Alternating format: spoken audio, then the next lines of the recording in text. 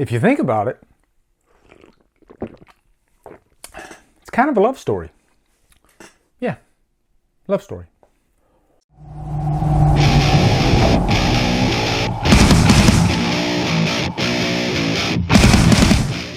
I Am Not a Serial Killer stars Max Records, Christopher Lloyd, and is directed by Billy O'Brien. What's up, guys? So every now and then you can find some interesting stuff on Netflix, and I Am Not a Serial Killer is a movie that's been on Netflix for a while now, and I've always been meaning to watch it. And on Killer Flicks, you know, we talk horror all the time, and this movie came up. And as a matter of fact, I got to give a shout out. Carly Vincent, she wanted me to review this one and make it a spoiler review, so that's what I'm going to do. This will be a spoiler review after the rating, but don't worry, up until the rating, if you haven't seen this movie, you're fine. I'm just going to give you the gist and tell you if you should see it or not. But there are some major spoilers in this movie. Know that up front. So I Am Not a Serial Killer. It's about this kid, John, very eccentric. Some might say homicidal. And what's interesting about this is he's constantly having this inner battle with himself.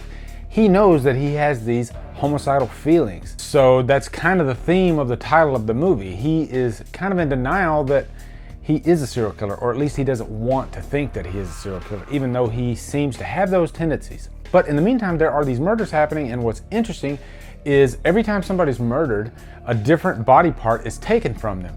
So, you know, if you put two and two together, you can figure that somebody's trying to make a person or something like that. At least that's what you're thinking. So what's cool about this movie is that it is a mystery. You're always wondering who the killer is and why that relates to John so much. Because John is constantly tracking down this killer, following him wherever he goes. Also, something you need to know about John, he's from a mortician family, so he's pretty comfortable around dead bodies, and that really doesn't help his condition. Also, Christopher Lloyd is in this, and he plays a major part in this movie. He's this really old, beaten down man, and it's kind of weird to think about Christopher Lloyd, who played Doc Brown in Back to the Future 30 years ago.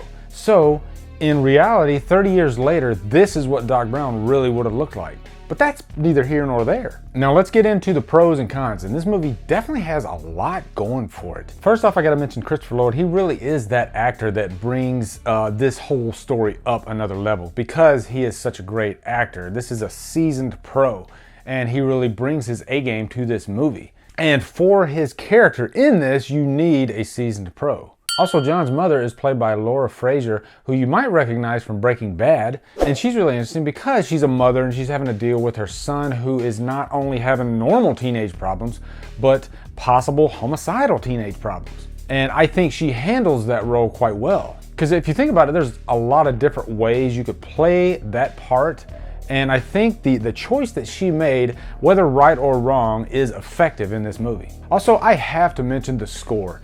If a movie has a great score, I have to talk about it, and this one really does have an awesome score. There are moments where you almost start getting a little bored in the movie, and that's over in the cons, but what saves it is the score, because the score tells you that, hey, something really important is about to happen, and the score sounds damn cool. It's got a really strong John Carpenter vibe. And it's very ominous sounding. There's a major sense of dread when you hear this score. It's so good, I'm seriously thinking about purchasing it. Now, as far as any cons, I guess my biggest issue with this is the low budget feel that it has. There are a lot of movies on Netflix that within 10 minutes you can tell that, oh, I can see why this didn't come to a major theater. There's just a lot of low budget films on Netflix, and a lot of them are crap.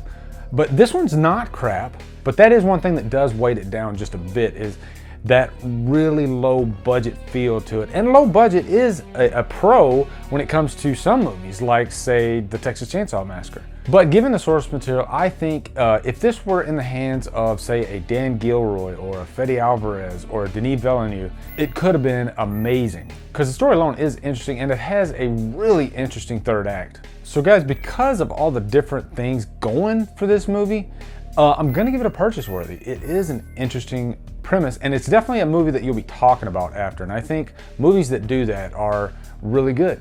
Now let's get into some spoiler talk. And remember in the intro when I said this is really kind of a love story? Well, it really is, because, you know, there's been quite a few movies that deal with aliens, but this is kind of a different take on it, because what if an alien came to Earth, took a body that was in his 30s or 20s, and met a woman and fell in love? This is something that really hasn't been explored that much.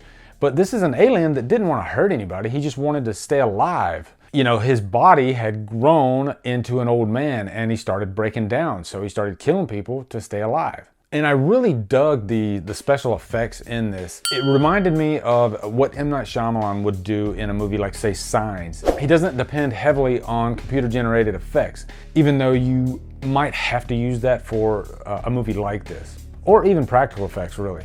I like that they didn't show too much until the very end. And they do establish pretty early on in this movie that we are dealing with something that is, you know, not of this world. So that is my review for I Am Not a Serial Killer. If you stayed through the spoilers and you haven't seen this movie, definitely check it out. It's actually pretty decent. Also, make sure you jump over to Killer Flicks, become a member where we talk horror all day, every day. If you look down below, you can see all my social media links, Facebook, Twitter, Instagram, Letterboxd, Patreon. Anyway, guys, thank you so much for watching. Have a great day, and Drumdum out.